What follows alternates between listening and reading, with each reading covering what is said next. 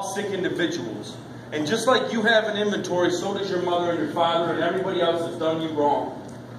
We all have an inventory in our lives. We all struggle with insecurities. We all struggle with something. And when I read that in that book, it helped me so much to think about other people and what they've done to me. That we are all, what you're struggling with and what you're here, someone else that's hurt you has done the same thing and maybe struggled. They just don't have the tools that we had.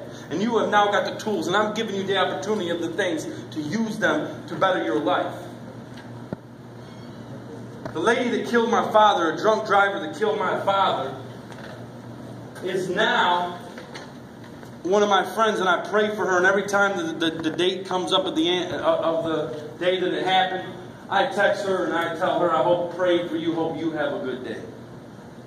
That's the power of forgiveness, because that's the power that's going to relieve you from whatever you're struggling with. So whatever you're struggling with, whoever you're resentful in your life, what anybody's done you wrong, if it's sexually abused, physically abused, whatever it may be in your life, a wife cheated on you, whatever it may be, just know that that person has an inventory too. That person has lived a life and you don't know what they've gone through. Maybe ask them what they've gone through. Maybe they want to give out. Maybe they've never been introduced to a 12-step program, but you have. And you have the opportunity to break that chain in your life and in your family's life and able to change that. You have the opportunity to stop the cycle, the vicious cycle of the years of addiction, the years of whatever torment, whatever it may be. You have the power. God has given you the opportunity to make a change in your family's life today. I'm the chain breaker in my family from years of addiction and different things. I'm the chain breaker. My daughter is now going to grow up never to know what it's like to see her mother get beat or her to get called names. She's going to grow up in a good Christian home and know good values and good God and this and that. And she's going to know what love is all about, unconditional love. The chain is broken. It stops at me and it can stop at you, and it's not too late. It's never too late, or God wouldn't have you here. That's what God wanted me to tell you today. Now I got a little story for you. There's an architect and a contractor. An architect and this contractor worked together for years. 40-something years they worked together. And at the end of this rope, the contractor's ready to retire. The architect says, we have one more piece to do and then you're done. You can be on your way and you can take your money and you can go and enjoy your retirement. So they get on this last house, but he says, man, it's going to be a beauty. Crown molding, it's going to be meticulous. It's going to be all kinds of good things. It's the best one. It's the biggest one. It's your masterpiece. Well, this guy's been doing this for 45 years. His knees are weak. He's tired. He's calluses. He's ready to be done. But he does it.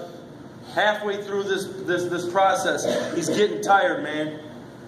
He doesn't put a little insulation in this corner because he doesn't think it's going to really matter. He doesn't, the woods didn't meet, so he just puts an extra little bit of caulk. You know what, I'm just going to use this because I got this extra part. I'm not going to go buy that part. I'll make this fit, blah, blah, blah, blah, blah.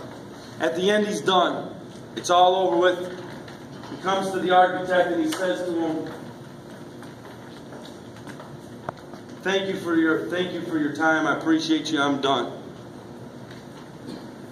He goes, thank you, sir. And the architect says, thank you. And then as he's walking away, he says, hold on a minute, hold on a minute, hold on a minute. He says, wait a minute, this house is yours. And he throws him the keys. The moral to that story is you're building your house. You're building your foundation. If you cut corners, you're the one that's got to live in it, not me. Don't cut corners, my friends. You have an opportunity to change. You've got the same 24 hours that I got. What you going to do with it? Michael Jordan didn't become Michael Jordan just because he's Michael Jordan. Michael Jordan became Michael Jordan because he was at practice for 3 hours before practice started. And that's why Michael Jordan's Michael Jordan. Just like the Tupac movie said. He used his 24 hours. Why did he complete CDs after CDs after he died? Because he was in the studio continuously making music. articulating the music, continuously grinding the music, making songs, because he knew that he only had a certain amount of time. That's why Tupac is Tupac. And that's why he was able to continue to have songs come out after he is gone. I mean, you see the movie, he was in there, man, and even in the Digital Underground, he was like, wait a minute, I mean, these guys were sleeping, smoking weed, hanging out, and he didn't, you know, he had smoked weed, but he didn't do cocaine. He was on his game, man. You know what I mean? He was on his game. He didn't come to play games. It's just like 50 Cent. 50 Cent, they was on the set doing an interview, and he says, 50, man, you're doing the movie, and then you're doing the same soundtrack all yourself. How are you doing the movie and the soundtrack? He goes, because I don't sleep. I ain't got time to sleep. Sleep ain't going to make these things happen. It's how bad you want it. How bad do you want it, or do you want to continue to keep doing what you're doing and hear me for the next 10 years? Because I'm going to stay here. I'm going to be here. I ain't going nowhere. And if you like continuously hearing the same thing from me, because I say the same message every time I come, I'll be here. And I'll love on you every time I come, and I'll pray for you every time I leave. But I'm going to stay here. Because I'm going to utilize my 24 hours. I'm going to continuously work on my 24 hours each and every day. The spiritual life is not a theory. We have to live it. See, I'm going to continue to say that to you because it's got to be embedded in your head. The spiritual life is not a theory. We have to live it. What are you doing with your 24 hours while you're in here? Something for you to think about. Something for you to think about. You know, we need to check ourselves each and every day. You know, it says that we have our spiritual condition is maintained on just a one day at a time thing. We're only given one day at a time, and one day at a time, it's like, what have you worked on to work on your recovery, to work on your spiritual condition each and every day? You know, what are you working on each and every day? So that's where step 10 comes in, step 11 comes in, and 12 comes in. But more 10 and 11 is like, are you inventorying your day each and every day to really see how are you working it? Because you're either working on a recovery or you're working on a relapse. Because the relapse, you didn't just all of a sudden pick up the bottle or the dope one day and then all of a sudden relapse. You were relapsing before you relapsed. The end of the relapse is actually picking up. But you've done relapse weeks and months before. Some takes longer than others. But you're working on it beforehand. You're slacking beforehand. Because we only have one day. That's why it says one day at a time. We only have one day continuing on our spiritual maintenance on what we're going to do each and every day. There's a story right here like this. Kid comes into the store, asks the guy behind the counter, says, hey man, can I borrow your phone? I need to make a phone call. The guy goes, sure kid. Gives the guy the phone, uses his phone, calls up the guy, says, hey, I just want to know, you need any grass cutting or any side jobs, any odds and end jobs done? He says, no sir, I got a guy who does a real good job, man. Takes care of me. Oh, you really like his work? Oh yeah, guy goes over and beyond. Really loves his work. We're satisfied. Thank you, sir. Appreciate you calling, though. Guy hangs up the phone. Tells the guy behind the counter, says, thank you. Guy starts walking out the store, and the guy goes, hey, wait a minute, man. Hey, I got some odds and end jobs you can do. He goes, no, I'm good, bro. He says, wait a minute. I just heard you on the phone asking the guy if he had any odds and end jobs. He goes, nah, that's just my customer. I'm just checking on myself, make sure I'm doing a good job. Are you checking on yourself? Check yourself. Check yourself each and every day to see what you're doing. To see how you're doing, how you're maintaining. Because it's continuing on our spiritual maintenance each and every day, one day at a time. Because I'm going to tell you, what I did for my recovery yesterday ain't going to work for me today. This is real deal stuff. This is real deal stuff. This ain't a joke. I mean, it says it in 12 and 12. I should have brought my 12 and 12 in here. But it says in the 12 and 12. In the end of step 1, in the last, so if you go to the 12 and 12, step 1, the last page of step 1, the last paragraph, it says, nobody wants to come around here and admit defeat. Nobody wants to go to meetings and clean house and make restitution for things that they've done and tell people what they've done and admit stuff that they've done. No one wants to go around and help other alcoholics and go to meetings and help other people and serve other people. No one wants to do that. But it's not until you realize that you have to do that in order to live that you get it. I do this stuff because it helps me too. I do this because I know I need to do this each and every day in order for me to live. That's just where I'm at. And you know what? It's different for everybody. There's all, and it says that in the in the big book of Alcoholics Anonymous, on page 108. What works that work for you? On 108 to 114 or something, it describes the different kind of alcoholic and addict. You put addict in there or whatever, but it describes a different type of person, and there is different levels of different people. So what may work for me may not work for him. I get that. This ain't a cookie cutter thing. I get that, and some are sicker than others. But I'm number 4 because I've been in places that I've seen and done things that I ain't supposed to see and do. And I get that some people are just people that like to closet drink, binge drink on the weekend, and there's those kind of guys. And they might not need as much intensive work as I need. I get that, and it says that. But if you are like me, you got to work this thing real hard, man. If you are like me. And that's a real true, that's a grindy person that, you know, once that click goes, and once I'm on, I can't stop. I can't stop. I don't know about what it is for you, or if maybe you drink on the weekend and you drink all weekend long, and then you know that you got to get to work on Monday. I don't care about work, bro. Work don't matter to me. Because I'm not even about working. I'm not even about, you know what, I got to the point where I didn't even care about selling dope, because I'm going to the dope man's house and robbing him.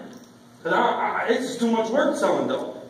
I just rather go in there with my crew and come in there and tie you up and set you down and take all your stuff.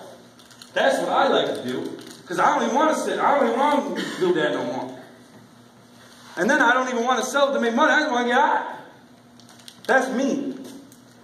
That's how sick of individuals. I don't care about work, bro. Work don't matter to me. I don't need a job.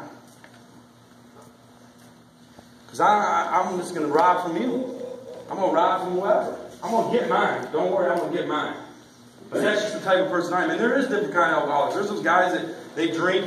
There's the guys that got to have a little bit of, you know, little vodka in their Mountain Dew, and they can drink and they can still work. I just can't grasp that, bro. I can't grasp drinking on the job because it just, for me, it just don't work. I tried. I did one time. I did some ecstasy while we was cutting some grasses. It didn't work, bro. I don't know, but I walked away from the lawnmower, let it go, and said, "I'll see y'all later, bro." I need to get in a dark room, man. Let's do some glow sticks, bro. But that, I mean, I tried it once. I tried working by getting high, and it just didn't work out for me. That's just not for me. But there is, I see them dudes, you know. Them dudes that just a little sip here and there. You know, a little smoke, that little hat. You know, let's go to lunch and get smoked some weed. I remember one time I was trying not to do nothing for a little bit. Next thing you know, at lunch, is like, "You want to smoke?" "I'll take a couple hits." Smoked a couple hits. I'm not going back. See ya. Now I'm ready to go do some other stuff. You know, that's just me, though. And there is different kinds of alcoholics and addicts. You know? But the spiritual life is not a theory. We have to live it. You have to live it. And like I said at the beginning, this alcohol, and see, you can't get no more clean and sober than the day you got here. Yeah. You can't get no clean and sober the day you got here. But what you can grow is spiritually. Build a relationship with God or higher power, whatever you want to call it. But don't put your higher power into somebody else. Because they're human and they have flaws too. And they will fail you. And I tell the guys like I tell the guys. Don't look up to me, man. Because I'm going to fail you. Even though I don't want to fail you, I'll still fail you. Because I'm just human. I'm not perfect. You know, so if you're going to use the tables as your higher power or the light bulb, and when the light goes out and there ain't no light, then you're screwed. But you better get plugged in. You better get plugged in. So you can use the tables if you want, but what happens when the tables ain't there and the people leave? Whatever it may be, I'm just saying, you better find it out. You better get right with God, because it don't matter. He's the one that's going to save you, let me tell you that. Because He saved me. A wretch like me, He saved me. When I was blind and now I can see, He saved me, my friends. My prayer was broken. I didn't even know how to pray. All I said, if there is a God out there, I don't know what to do. Because I can't live with it and I can't live without it. And I don't want to go to prison, and that's where they say I'm going. Because that was my end of my road. I was getting ready to serve. They wanted to give me a 20-year sentence. And I got out of it by the grace of God. It was 2 years felony probation and a lot of other stuff I had to pay, and a lot of money, $30,000 to lawyers and things like that. But I'll tell you what the judge said to me. And that judge said to me this. He said, when you come back, I'm giving you the whole time. I don't care about your money, who you bring in here, who your fancy friends are. I don't care about any of it no more. When you come back, and he didn't say if you come back. He said when you come, and I'll never forget that. He said when you come back, I'm giving it all to you, bro. And then he said this, I'll see you soon. I was like, what? 2 years. 2 years, I don't know how I stayed off, how I stayed through my conniving ways. I was hitting on the lady, you know, the whatever lady, the probation lady. She never dropped me in 2 years. And I had to get teeth pulled, so it looked like I had. I mean, that's how far I went. That's my addiction. I was taking the Oxycontins and stuff so much that I knew if she pissed me, so I went and got teeth pulled out. I went to a bunk dentist and said, dude, pull these teeth out so that I can have a prescription just in case I drop. Yeah. That's how bad my addiction. I don't know about you, but that's how far I go. Pull these teeth out so I have a prescription. She never pissed me in 2 years, man. Never once. I stayed off the weed for 2 years, but I couldn't do the opiates. I couldn't stay off them. And she never dropped me. There was times where I wouldn't do it for 3 days beforehand and try to flush myself out, and I'd be dope sick, and then I would go right back to it until the next month.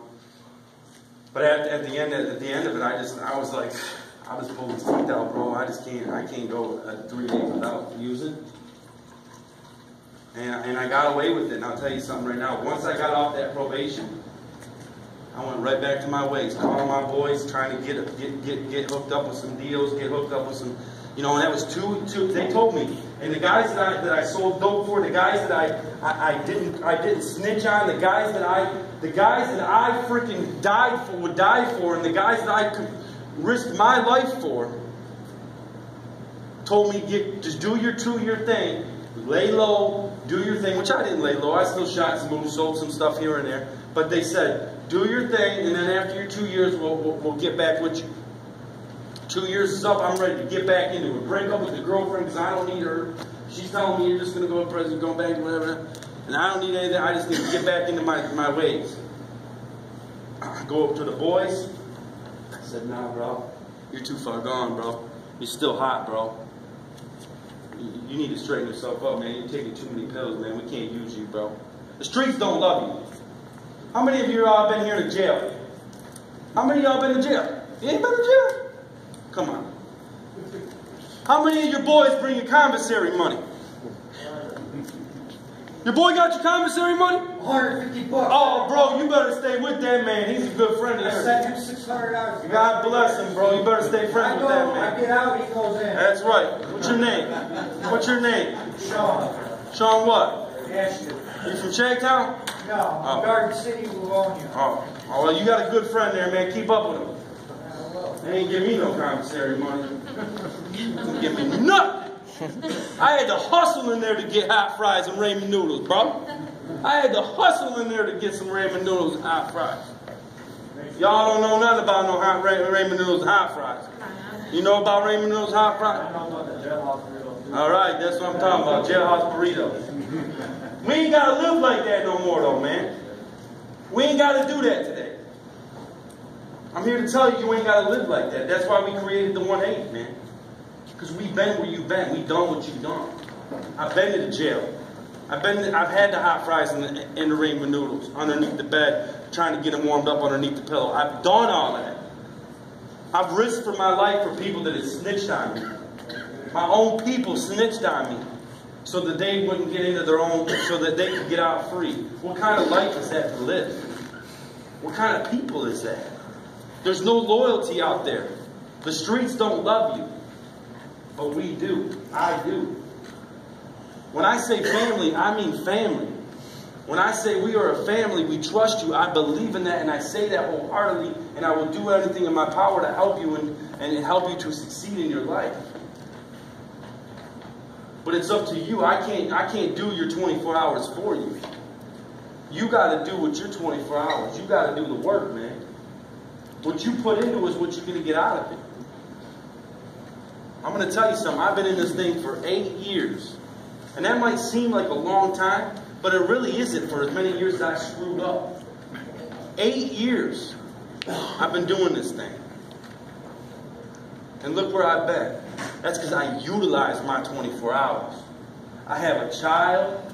I have a wife that I have only been with one woman for 5 years. Over 5 years, because we've been married 5 years. So I've been with one woman for 7 years, however long we've been together. One woman. To me, that's amazing. Because that doesn't work in my world. One woman. A child. A house. Cars. A business. All these things I have today. Because I utilize my 24 hours. And when I came in, I didn't come in get all these things given to me. I worked hard for them. You know what I'm saying? I worked hard for those things. When I first came in here, I was making $10 an hour with $10.99. So it was only like really making $8 an hour. And I was working my butt off after first having 6 months of no job. Just continuing to work the foundation and getting a foundation. And I get it. I was blessed. I came in here, I didn't have a child, I didn't have a wife, and I was blessed with the place that they gave me 6 months free to live, and I didn't have to do nothing but worry about self. And I was blessed with that, and I get that.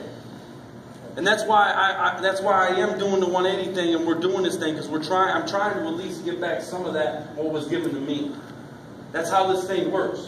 We give back what was gratefully given to us. That's how this thing works.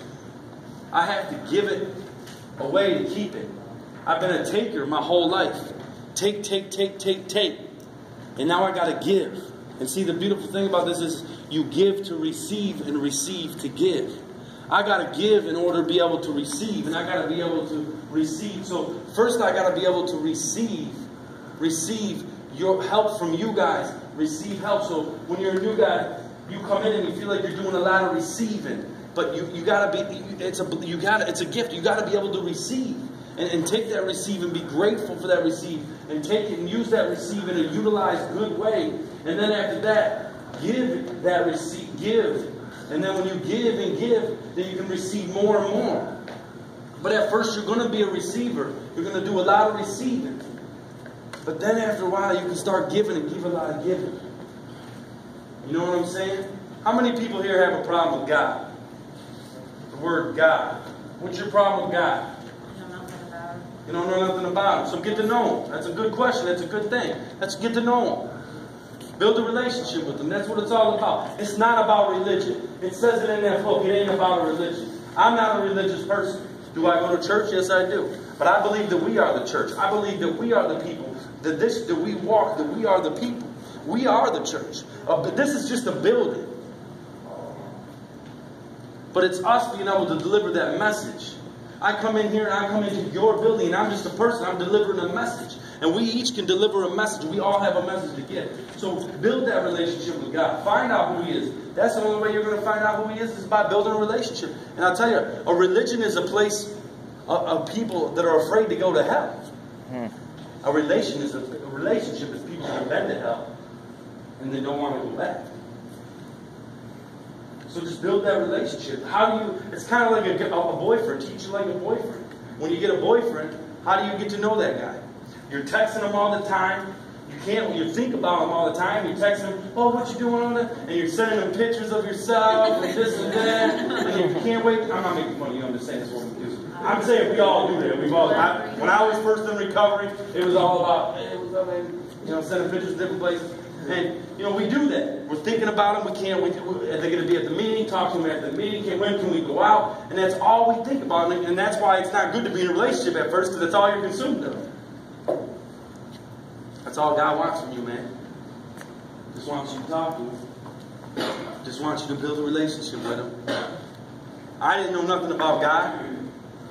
But I'll tell you, when I said that prayer, and I tried killing myself in the basement because I knew when my boys said that they didn't want nothing to do with me no more, and now I'm just a dope fiend. Now I'm just a dope fiend. I'm not a drug dealer. I ain't got no ego. I'm just a dope fiend, man. I've got nothing. All my connections are gone. I'm done. I ain't got nothing. Everything's gone. I got nothing left. Broken down. Like I was telling you, broken down. He broke my ego down. You gotta be broke down to be built back up. And in that moment of despair, of brokenness, of not knowing what to do, and I hear that voice. When you come back, you get the whole 20. We'll see you soon. And I started getting afraid, man. Fear started kicking in. I don't want to go to prison. I don't want to go to prison, man. I don't think I can make it in prison. I had a lot of buddies that go to prison.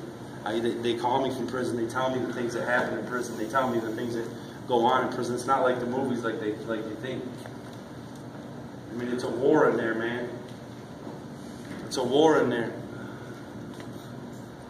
And if you ain't with the right people, you're in trouble. You know what I'm saying? And I'm going to tell you something right now. I was afraid, man, because I'm not that guy. You know, out here, and I can pretend real good, and I'm a good actor, and I can pretend that I'm this dude and I'm this bad guy and this and that, but deep down inside I'm crying, man. And I ain't that guy. I'm not no killer. You know what I'm saying? I mean, you back me in a corner and I get fear, I'll do something stupid, but I'm not that guy. And there's guys in there that just, that's all they got left. They don't care. What's another 20 years? They're already in there for life.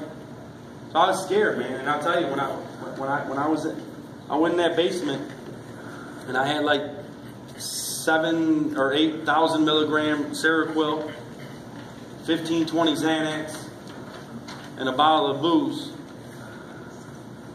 And I said, God, if there's a God out there, I don't know what to do. I'm sorry.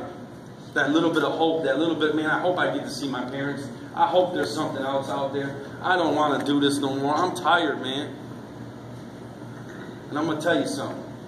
I took all that stuff, and for 4 or 5 days, whatever, 3 days, whatever, I was puking all over myself, defecating on the ground, shaking, hallucinating, speaking to people that are dead, in a corner, bubbling, mumbling. And I'm going to tell you something. When I came out of it, there was a voice. And it said, go to church. And I did. Never knowing nothing. And I went to that church. And I accepted Christ. And I've been clean and sober ever since. Because I've used my 24 hours. Ever since that day, I've used my 24 hours. Because I quit asking. I quit saying, I know, but you don't understand. I know, but wait, but I understand, but you, oh, I know, I get it. I stopped all that. And I got dumb real quick. I got dumb real quick.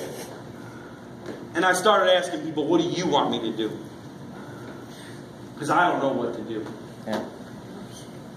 And the day I stopped thinking I know it all is the day I started learning.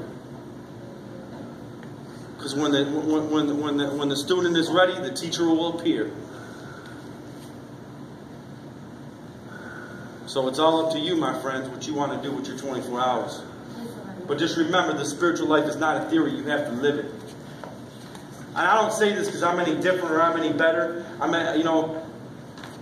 passionate about what I do, and I say this and I speak this stuff because I believe in it, man, and I truly do. And I truly, when I say that when I leave here, I'm going to continue to pray for each and every one of you. I will pray for all the individuals that are in Oakdale, and I will continue to pray for you. And I hope that you will take this opportunity to take your 24 hours and do something with it. Because it's in your hands. I just gave you the option. I gave you the tools that you need. It's up to you to pick up the bag and use those tools and utilize them. So, is there any questions anybody's got for me? How does, like, the 180 program, how does it work when you first get there? Like, you put us to work, or Because I don't know how, I never done a 3/4 house. When you go to the 3/4 house, the rules of the 3/4 house is you will not go to any store or any place unless you're with someone else from the house. It's called the buddy system. So you will not leave anywhere without any other individual to help you, to keep you accountable.